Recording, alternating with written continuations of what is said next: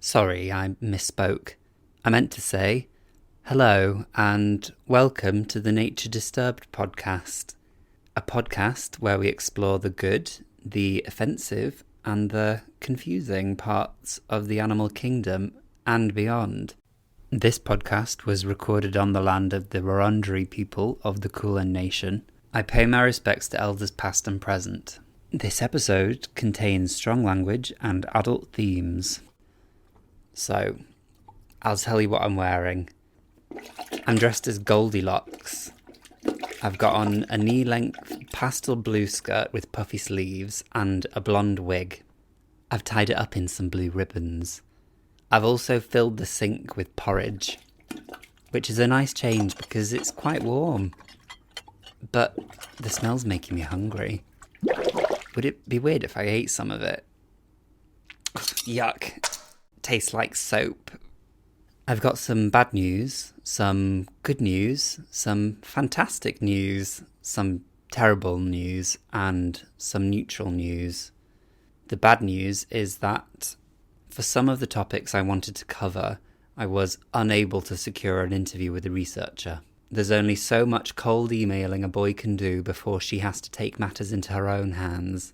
The good news is that I have taken matters into my own hands and that I have made the executive decision to continue with these episodes regardless of an interviewee because I think they'll be very interesting. The fantastic news is that today I'm not just the host, but I'm also the interviewee. How is that possible? Is it possible? The terrible news, it is possible. As you can see, I hold space for having both very high and very low self-esteem at the same time. So for the next 40 minutes, it's just you and me, and there's no other human tethering me to reality. And the neutral news is that we are all made of water. Here's a quote from Season 2, Episode 1 of Doctor Who, New Earth. Here, the 10th Doctor is talking to Rose as they stare upon an alien world. There's a whole universe out there. Planets and people and civilizations. Millions of species. Billions of lives. And you think you're the only ones? A few things sustain life on our planet. That's Earth, by the way. Energy, in various forms, whether it's provided by chemicals belched out from deep-sea hydrothermal vents, or from sunlight if you're a plant, or if you eat other organisms for their energy, like how a chicken eats a horse or a goat eats a cat. Or perhaps there's a better example of that. Another thing that helps us live here on Earth is this gorgeous ambient temperature. I say that having left the UK, where it's easy to feel like you are in fact not alive, thanks to the weather. But regardless of subjective lived experience, the Earth's temperature lends itself to life. Our thick atmosphere helps protect us from the perils of space, allowing life to thrive. And the other thing that we just love because it keeps us alive is water. Earth is a blue planet. Again, apart from England, which is grey. Our planet is dripping with water. Absolutely soaking. It's wetter than a wet dog. It's wetter than Prince Andrew if he could sweat. It's wetter than Samantha Jones at any given moment.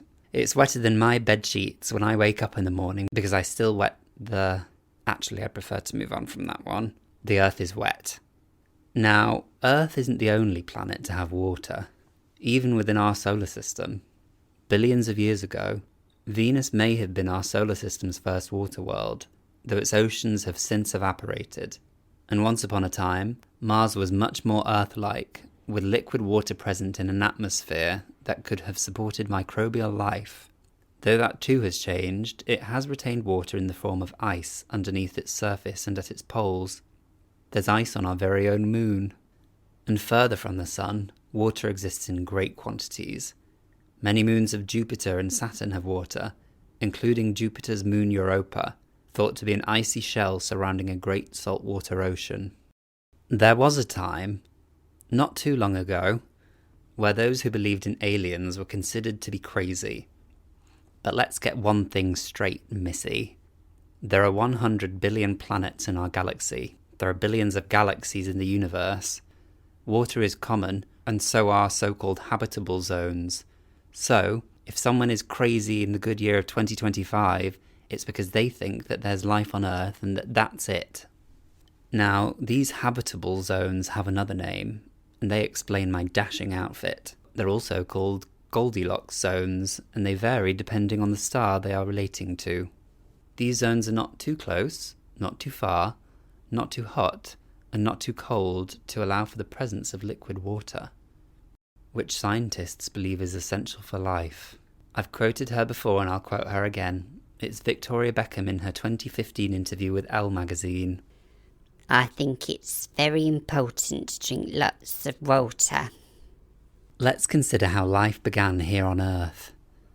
Well, one theory is that it didn't, and that it landed here on an asteroid as a simple life form. But that doesn't really solve the problem. How did that life form? Wherever it came from, scientists are building a picture of how it might have started. One thing we can say is that life on Earth formed from a last universal common ancestor, the thing we're all descended from, also known as Luca. And Luca probably would have liked hot, wet conditions and been a single-celled organism. But how did Luca arise? Well, one of the ingredients in this cocktail is time. Life didn't appear as a single event, and it didn't happen overnight. Back on prehistoric Earth, the building blocks for life existed in the form of gases present in the atmosphere. And if these were sparked with energy, for example with lightning or UV from the sun, then other molecules, like amino acids, could have been easily formed. As the process went on, the chemical complexity of these molecules increased, leading to the formation of membranes. We know that there are some chemicals which do form membranes when they're mixed with water. And the thing that resulted from this incredibly slow process is our ancestor. Next it was primordial slime. The next step was something simple, like my friend Kelsey, who believes the Earth is flat, and evolution took off from there. So we see that there are some steps which seem like they might be inevitable in certain environments. It doesn't seem that the appearance of life is a miracle, or a near impossible event. In fact, it might be that life is just a natural byproduct of the star formation process. As great clouds of dust and gases settle, and stars form, and planets form around them, where conditions allow, life might simply be what comes next. For the benefit of today's one-person show, I took a trip to planet K218b, which is orbiting a red dwarf star 700 trillion miles away. Before I left, I had to find myself a way of getting there. Now I'll pass you back to my past self.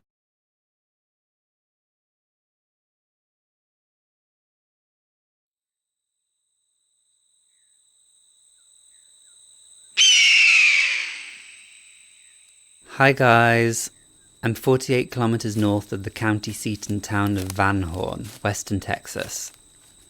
I'm on the grounds of a place called Corn Ranch. I'm wearing my Goldilocks outfit on this trip because it's just so damn cute.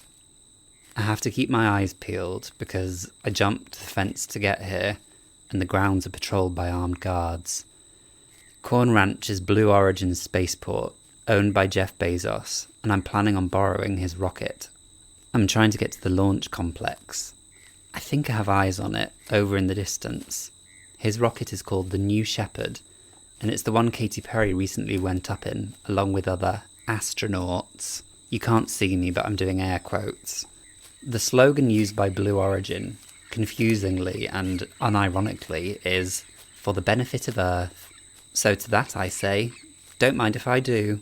I'm from Earth, and I want the benefit of riding it into space today. I just need to make it past security, who are somewhere roaming here in this dry, rocky landscape.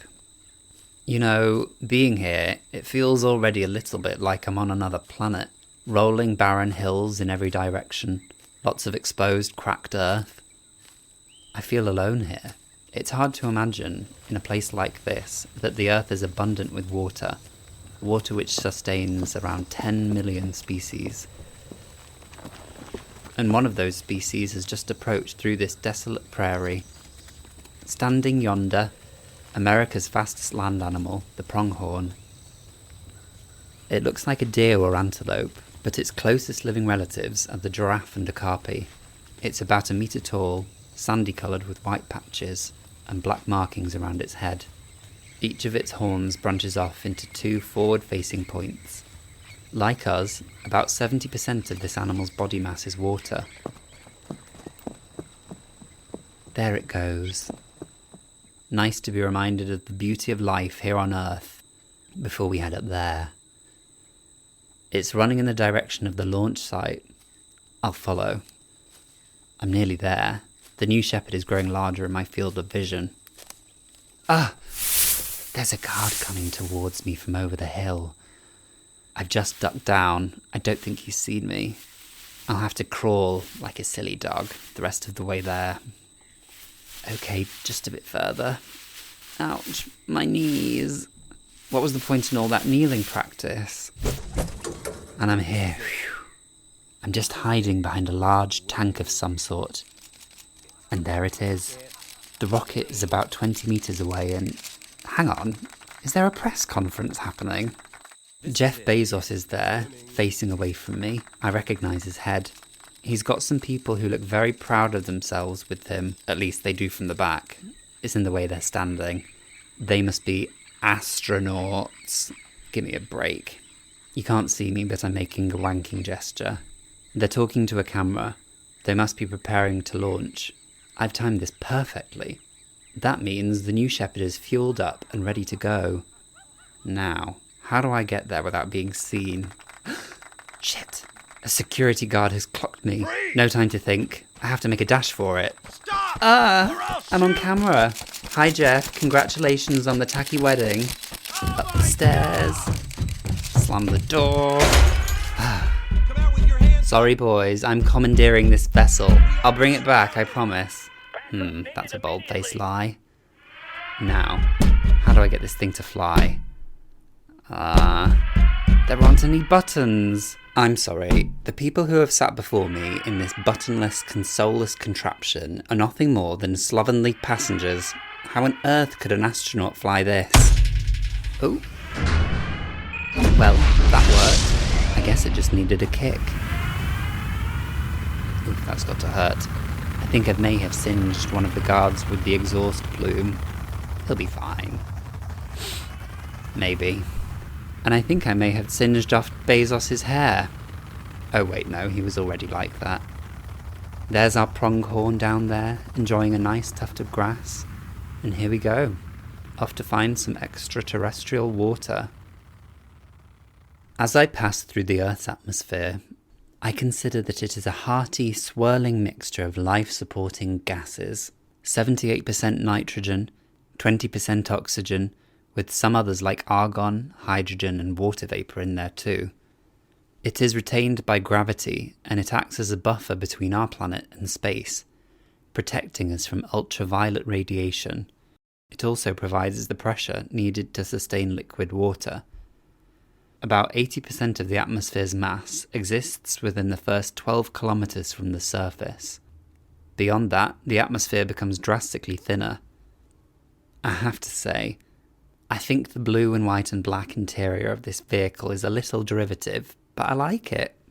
The slanted ceiling is cosy, the lighting is puss, there's a little table thing in the middle for me to lean on, and the windows offer great 360 views. I prepared a little speech for the ascent, so I'll get that out the way. Welcome aboard the flight, Blue Origin passengers. In the event of a sudden loss of cabin pressure, your body will absolutely fail, but the process won't be instant. It will be slow and painful. The fluids in your body will boil and expand, and you will remain alive for several minutes. please do ensure that your tray tables are locked and that your seats are in the upright position. Thank you. Well, I'm glad I got that off my chest. And here's a quick pep talk, a word on today's mindset. Today, we should all be wearing our astrobiologist hats. I'm not messing up my golden wig, these are metaphorical hats. Astrobiologists are scientists who research life on and beyond our own planet. They study life's origin and its distribution through the universe. They do that by investigating habitable places within the universe, searching for possible signs of life beyond Earth, and by studying life living in extreme environments down there on Earth, which might explain how it got started. The Earth is looking a lot smaller out this window now. We're just reaching 100 kilometers above sea level, which means we're passing through the Kármán line. Although not universally accepted, it is widely acknowledged that beyond here is outer space. Blue Origin flights are designed to reach roughly the Kármán line before heading back down to Earth, with trips lasting about 10 minutes. Looking around here, down at our blue planet, I just feel love, you know? The kind of love you can't experience unless you've been here in space. Sorry to everyone back on Earth who will never know what true love is. But the New Shepard is not turning around today, not yet. We're going to give this thing a test drive into the deepest recesses of our galaxy. But first, let's look for water around our own solar system, starting with our closest celestial body. Water is indeed found on the surface of the moon as ice. Because it lacks any kind of atmospheric protection, the sunlit parts of the moon's surface contain 100 times less water than the Sahara Desert. I'm not sure how much water's in the Sahara Desert, to be honest, but I'm assuming not very much. The moon's poles, however, contain lots of ice. Someday, astronauts might use this as a water source. They could use it to establish giant bidets capable of servicing 1 million people at once. They could create a water park with the solar system's longest slide, which starts in the Netherlands and ends in Paraguay. Or they could use it to aid in humanity's expansion to the stars as a source of drinking water, breaking it down for oxygen, or as a fuel source. But I like my ideas better. And let's not forget, our moon has a relationship with the water we have on Earth. The Earth and Moon are tidally locked, meaning we only ever see one face of the Moon, and the gravity which our dear Moon exerts on the world's oceans causes the tides to rise and fall. Good old Moon. 12 people have walked on its surface, all of them American men. The very first man to do so was, of course, oh come on, he's very famous. I know this. Ryan Seacrest. That doesn't sound right. There's a very real phenomenon known as the overview effect, which is a type of cognitive shift in which those who see the Earth from space are overcome with feelings of awe and oneness. But it's not always smooth sailing. People get sick when they're up in space because our bodies simply aren't designed for zero gravity. Although some people look like they exist in a state of zero gravity, I'm looking at your new facelift, Kris Jenner. And sometimes, when astronauts come back down, they have a hard time readjusting. Edgar Mitchell, the sixth person to walk on the moon, said he developed an intense dissatisfaction with the state of the Earth and a compulsion to do something about it. I'm hoping I have an epiphany whilst I'm up here. I hope I get some perspective. I hope that when I come back to Earth, it has given me the confidence to yell crude obscenities at slow walkers, the self-love I need to feel comfortable walking down the street wearing nothing but nipple tassels and a thong. Actually, I already have that. I'd love to come out of this trip with a slightly reduced desire to check my door is locked before I leave the house so many times. I'm happy with double figures, maybe just 20 checks would be nice. Anywho, that's the moon. And it's approximately 384,399 kilometers from Earth. I say approximately, but that was actually a very specific number. You're welcome. Now, let's get this rusty piece of junk to Mars. Mars is the fourth planet from the Sun, 225 million kilometers from Earth, and we're heading over to consider the age-old question, is there life on Mars? On our way, let's consider something fundamental to this expedition. There are lots of things scientists look for on other worlds in their search for extraterrestrial life. And one of those things is the reason astrobiology is part of the wet and wild season, liquid water. Why does life need water? Well, it's a very special substance. Comprised of a single oxygen atom with 2 hydrogen atoms, many of water's unique properties can be attributed to its hydrogen bonds. They give water its high heat capacity, allowing it to withstand great changes in temperature. Water therefore acts as a buffer to temperature fluctuations on Earth, and it moderates the climate, but it has its limits, so carry on using metal straws please, and make sure you're throwing them away after just one use. Crucially, the stability of water facilitates chemical reactions within organisms. It is an excellent solvent, known as the universal solvent, and it lets all sorts of chemicals dissolve within it, allowing them to be transported between cells. Water has its own key role in many of life's most important reactions, either as a reactant, for example, in photosynthesis, where it's used by plants to generate an energy supply, or as a product, for example in respiration, when it's a byproduct of the release of energy in our bodies. All in all, life forms are essentially, by definition, sacks of organic molecules floating around in water. So far, we've not been able to find any other molecule that's able to interact with organic molecules and facilitate life in the way that water does. But I'm not convinced that life does need water. I'm not a trained astrobiologist who is coming from a place of deep understanding and knowledge, but I am a man with a microphone. Is it possible that, somewhere out in the vast universe, there is a creature living its best life on a planet where there is no water? Well, if not from me, take it from Senior Scientist for Astrobiology Strategy at NASA, Dr. David Grinspoon. He says, "We don't know for sure that the universe couldn't have done it in some other way. Maybe we'll be surprised and find life in ammonia or methane or some other liquid. But as far as we can tell, water is the key to life in the universe." Hooray for Grinspoon! Hooray! Grinspoon, Grinspoon. There are 6 seats here on New Shepard. I think I'll use my imagination to start assigning them. I don't want to say I already feel lonely out here in space, but now, I'll have this one. In fact, I'll take 2 seats for myself, for the leg room. Dr. Grinspoon can sit here next to me. 3 seats left. Oh, look out the window. We're approaching Mars. Maybe we should take a quick detour and land. If not to see if there's any native life down there, then surely to see if we can spot Matt Damon. Although he's not allowed on my flight. Even if he is stranded down there. I have to be very selective about my seats. We're getting close. I wonder how I should land this thing. I suppose a crash landing never hurt anybody, as they say. Did they say that?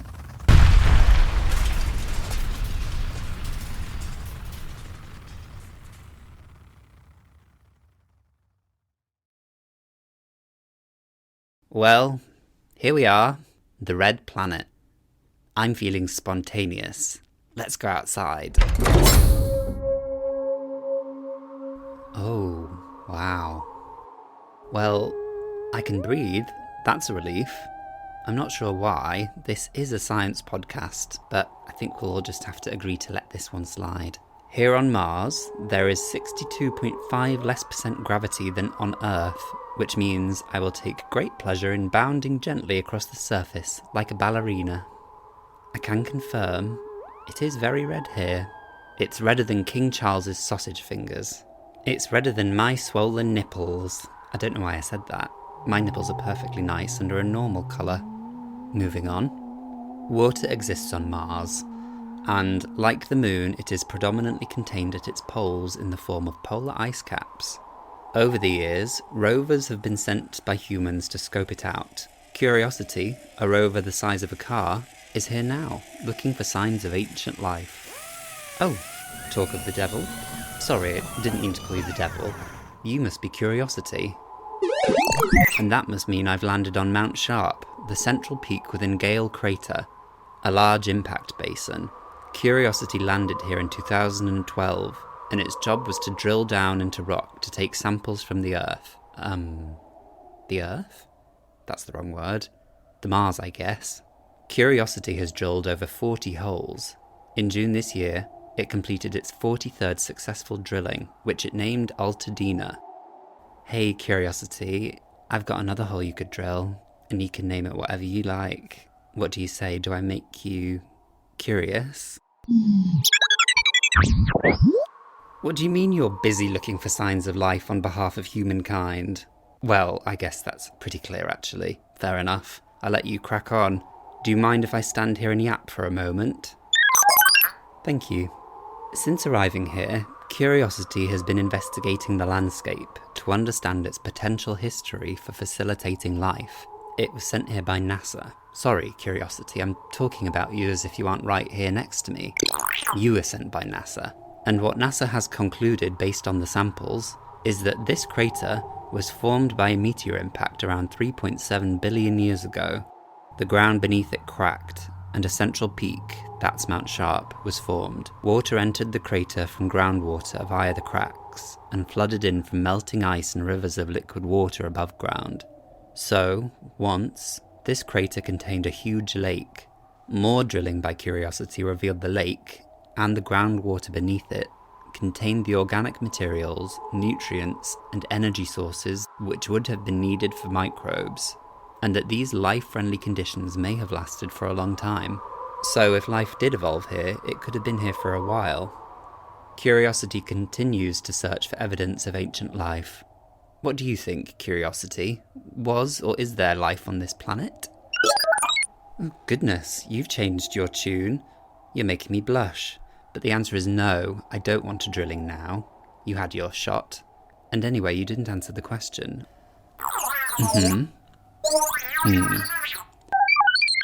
Period. Apparently, nowadays, the surface of Mars is bathed in ionizing radiation, making it a place where microorganisms couldn't survive.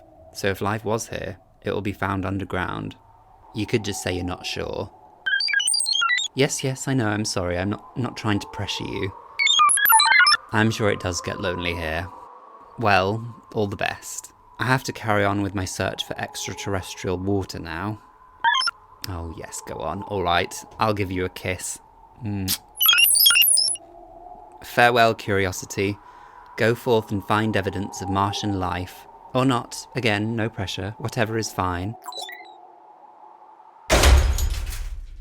Okay, back inside. Here we go. How do we reckon I get this thing to launch again? Maybe just another kick?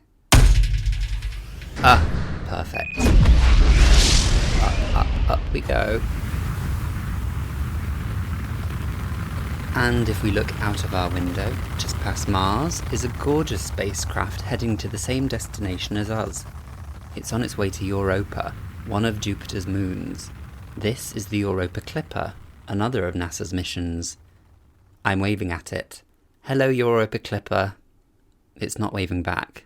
Could NASA not have given it some sort of mechanical hand for this very moment? All I see is my own sad reflection in the glass waving back at me. And the whole universe behind that. Gosh, space is a very big place. The Europa Clipper isn't going to make it to Europa until April 2030. So let's go ahead. Bye-bye, Europa Clipper. And here we are, looking down upon Jupiter's fourth largest moon, Europa, one of the 4 great Galilean moons. Not sure what that means, but I love it. Jupiter has 95 moons, this one's smaller than our own. It is widely considered to be the most likely spot for finding extraterrestrial life within our solar system, and it's covered in a layer of water comprised of an icy outer crust and a liquid ocean of salty water beneath the ice 100 kilometers deep. Thought to contain twice the amount of water as is contained in our own global ocean, Europa's ocean smooths out and renews the appearance of the icy crust on top, which has very few large-scale features like mountains and craters, and so Europa is the smoothest known object in the solar system, apart from Jeff Bezos' head. When the Clipper gets here, it will do 49 flybys of Europa, swooping in past it before returning to make a safe distance from Jupiter. It's using this method because anything in Jupiter's orbit is exposed to deadly radiation belts, caused by the most volcanically active world in the solar system, Jupiter's moon Io, another Galilean moon. This radiation belt is completely destructive for electronics. I'm hoping the New Shepard will be fine.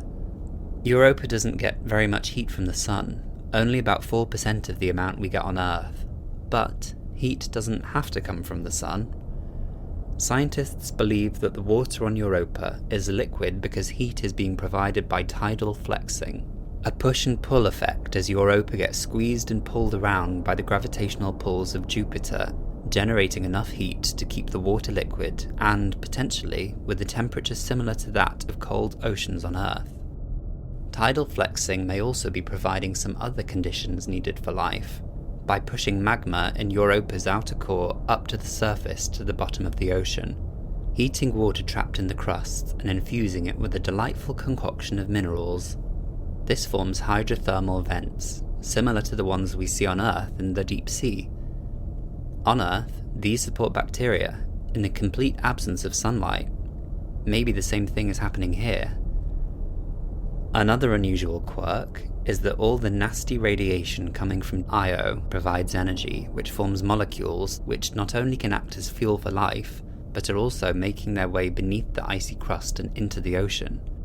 So, beneath the surface, it's quite possible that we have salty liquid water at a reasonable temperature, with minerals upwelling from hydrothermal vents and chemical food coming down from above. Hospitable indeed. Sign me up. Let me in there. I want to abandon my mundane human existence on planet Earth and go swim around in a deep dark sea where no one can find me. Yeah.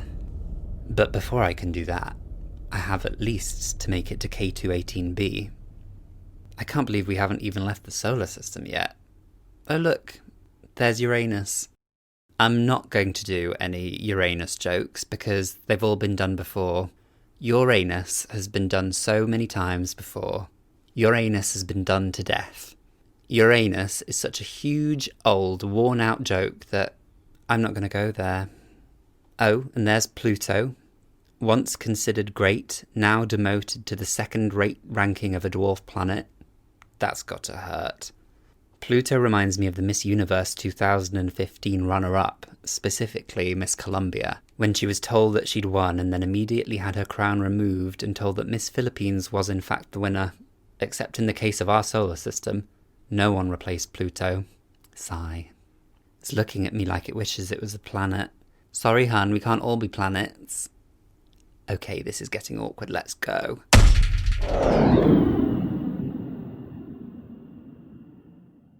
Well, we're out of the solar system now. Finally, I have elbow room. Though not too much. You couldn't swing a cat in the New Shepard. You could maybe swing half a cat. But I think you get blood all over the walls. Right. Well, there are two main branches of astrobiology. That which investigates the potential for life within our own solar system. Been there, done that. And that which investigates the possibility of life on planets beyond our solar system. These are called exoplanets. The first confirmed detection of an exoplanet was in 1992, designated as International Space Year. 1992 was also the year that the Vatican officially forgave Galileo for saying that the Earth revolves around the Sun. And that's not all. 1992 was the year that The Bodyguard, Sister Act, and Death Becomes Her were all released. So, there you go. And if we take a quick glance over here... Ow! I just whacked my head against the side. Oh, what's this? It appears to be a microphone. I wonder if it works. Hello, passengers. We won't be stopping here, just making a quick flyover, but if you look to your right, you will see that we are now passing Proxima Centauri, a red dwarf star with a diameter about 1/7 the diameter of our very own Sun. Proxima Centauri is the second closest star to Earth, at around 4 light-years away. Probably the Earth's closest inhabitable exoplanet is here, the planet Proxima Centauri b, basking in the Goldilocks zone. I will now be making my way through the aisle with a selection of duty-free items and scratch cards.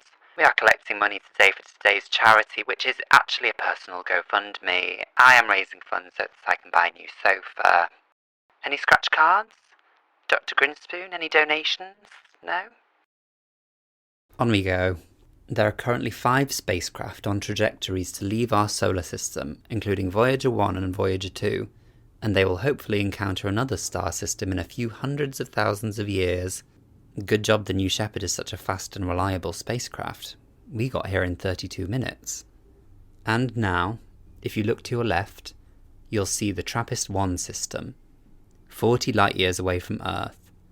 Considering our galaxy is 100,000 light-years across, 40 light-years is quite close. It's a red dwarf orbited by 7 planets. As many as 3 of these planets exist very securely in the Goldilocks zone, meaning liquid water might exist on their surfaces. In our solar system, the Earth is the only planet sat comfortably in the habitable zone, with Venus and Mars teetering precariously on the edge. The 3 possibly habitable planets in the TRAPPIST system are also very close to each other, which leads to the exciting possibility of life passing between them. It's common for bits of planets to get smashed around and transported here and there. We've even got bits of Mars on Earth. So, if life evolved just once in the TRAPPIST system and then got passed around, it could be absolutely teeming, a soaking, dripping, steaming, crawling, wondrous mess of life. Yes! On with the tour, and to our very last stop. We're about to head very far away. We're going to look for some biosignatures. These are things astrobiologists look for which indicate the past or present existence of life. For example, organic matter, microfossils, or combinations of gases which might have formed by metabolic processes. Girls Aloud hold the Guinness record for most consecutive top 10 singles for a female girl group in the UK, with 20 top 10 hits in a row. Sorry, I'm not sure why I said that. But look! Passengers, look! We're here! At planet K2-18b. And I can't resist. I'm going to go for a quick float outside.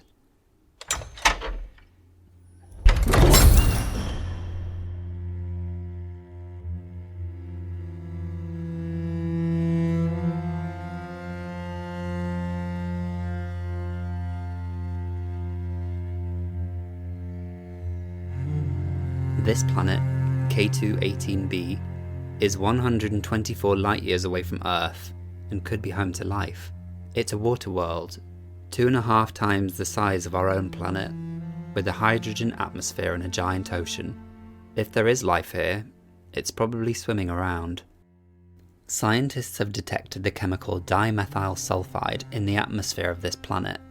On Earth, dimethyl sulfide molecules are produced by marine microbes, and so it could be a biosignature.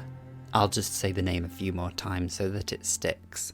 Dimethyl sulfide, dimethyl sulfide, dimethyl sulfide. One of the main ways astronomers study our universe is using light. In this instance, the presence of chemicals on exoplanets can be detected using spectroscopy, using the James Webb Space Telescope. Okay, here we go. Let's do some physics. Ow! Someone threw a shoe at my head. Where did that come from? Look, I know, I'm sorry, but I don't have a choice. The physics is, in spectroscopy, astronomers observe the light which has passed through the atmosphere of a planet, like K2-18b, and they split that light into its different colours, or wavelengths, to tell us what's in the planet's atmosphere. Different chemicals correspond to different wavelengths. For example, we can detect oxygen or water because we know the specific wavelength or colour that these molecules correspond to. So, each planet provides a distinct fingerprint, and in the case of K2-18b, one of the molecules being signified by spectroscopy seems to be dimethyl sulfide, the potential biosignature. Dr. Niku Madhusudan of Cambridge University, lead researcher on the project, said, I think if we confirm that there is life on K2-18b, that would basically imply that life should be very common in the galaxy. Yeah. But, and it's a big, Jennifer Lopez-sized corn-fed booty butt. Just because dimethyl sulfide is present, it doesn't necessarily mean that life must have made it.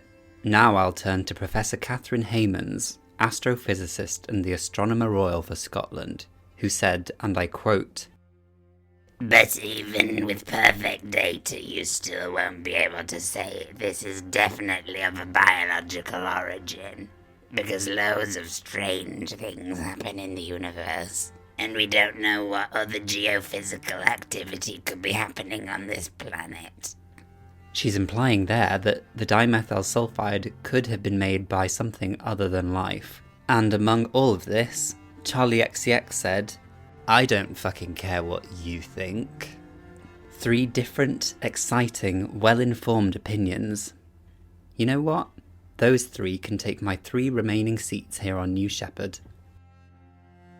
I'm gazing down upon this blue planet, which feels strangely alien, yet strangely familiar, wondering if there's life hidden beneath those waves, and who knows what it might look like. Astrobiologists believe that life on other planets is likely to be responding to similar evolutionary processes as on Earth, and so we might see similar traits appearing across different planets, sort of like convergent evolution but on a galactic scale. But who knows? Maybe the life that exists beyond Earth would be so impossible to comprehend that we wouldn't even recognise it as life. It could be so mind-meltingly, outrageously different to everything our imaginations can conjure that it would be simply too unusual to fathom. Back on Earth, astrobiologists consider the idea of a shadow biome, an entire type of Earth-based life form we don't know about, living somewhere unseen, undetected. Perhaps it's underground or somewhere in acidic conditions. The shadow biome is a kind of thought experiment used to acknowledge that we might not know everything about life on Earth and that we should keep an open mind. I'd better get back inside. I've got to catch up on my telly programmes. I say catch up, I really just have to rewatch Schitt's Creek again. Well, so long K218b. I'm going to head back to somewhere I'm certain there's life. But for now, it's just me in this little metal box, floating in the solitude of space, completely alone.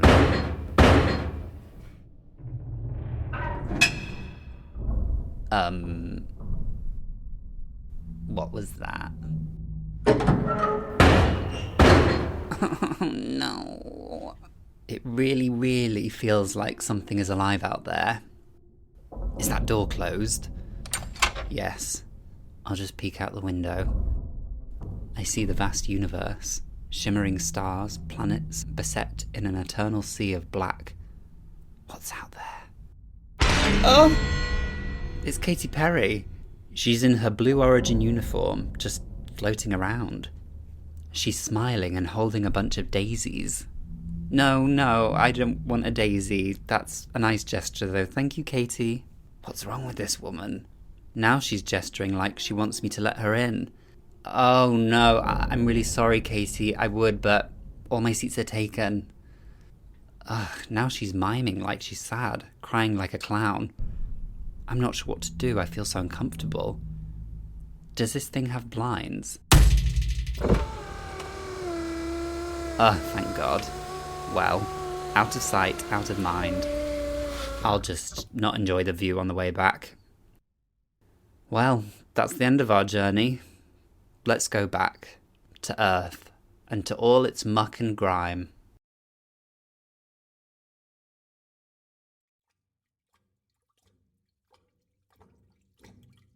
Well, I'm sat here in my kitchen sink, dressed as Goldilocks with porridge stuck up my knickers.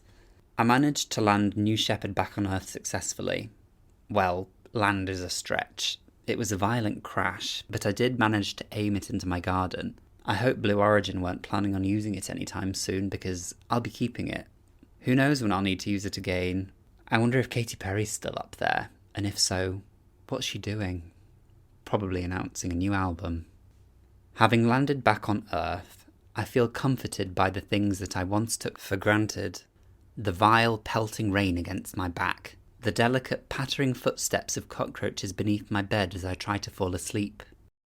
I was worried I'd go crazy having gazed upon different worlds and returned to this little floating rock, but thankfully, I'm as sane as ever. We think that life evolved on Earth between 3.5 and 4 billion years ago, and the universe is much older than that, with a lot of time remaining for life to form. It would be the greatest discovery of all time, extraterrestrial life. Some things I think have come close maybe. When Newton theorized and described gravity, when Darwin proposed evolution by natural selection, when Galileo declared that the Earth revolves around the sun, when Burke and Hare discovered the structure of DNA. Wait, was that Burke and Hare? Oh no. They were murderous Victorian grave robbers. Watson and Crick discovered the structure of DNA. What do you think, listener? Is there alien life out there? Does a bear shit on the Pope? As ever, thank you to Damon Macmillan for the music, and thank you, the listener, for joining me on today's journey to the stars. It would have been lonely without you. As per tradition, I shall now leave you with a poem. This one is set in the year 3027, 1002 years from now, and it's called The Story of Goldilocks and the Three Planets.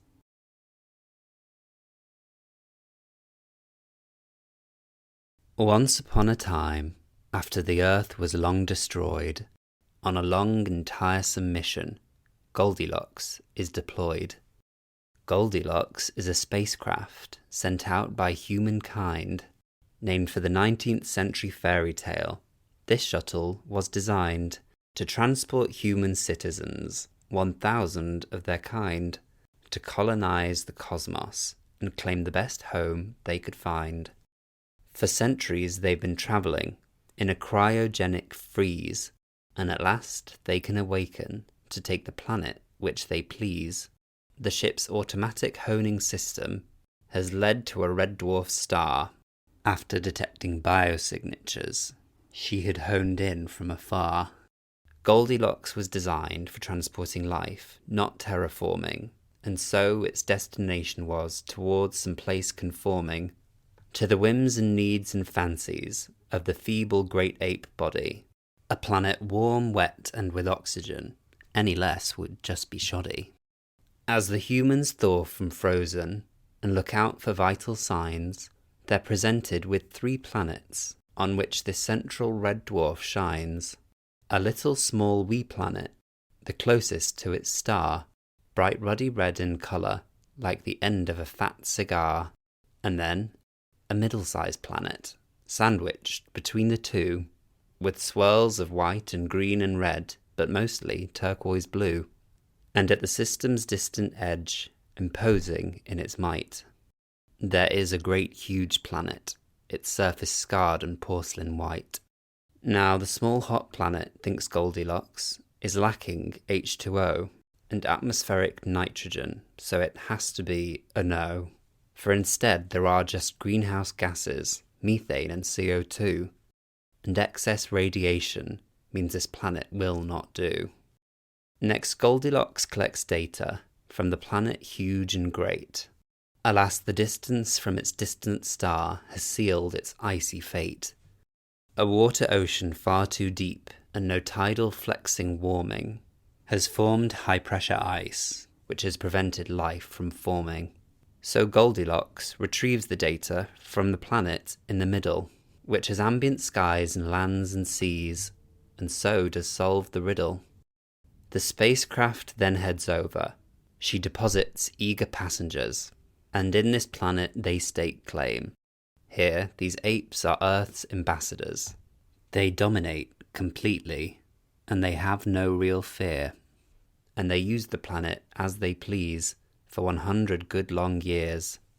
But at the turn of the 1st century, the calm warm weather belies the impending acts of pest control as lightning rips apart the skies.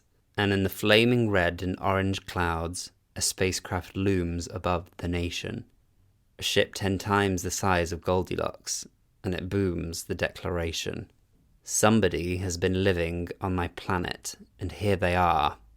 For the native higher beings had just returned from oh so far. And why they left their planet unattended I cannot tell, but it's safe to say the humans then experienced living hell. For the end of human settlement came about near overnight, as they were mostly burned and slaughtered, except the few who caught a flight on Goldilocks, who had made a quick launch to escape. But on her way, she was struck down, and with her down went every ape.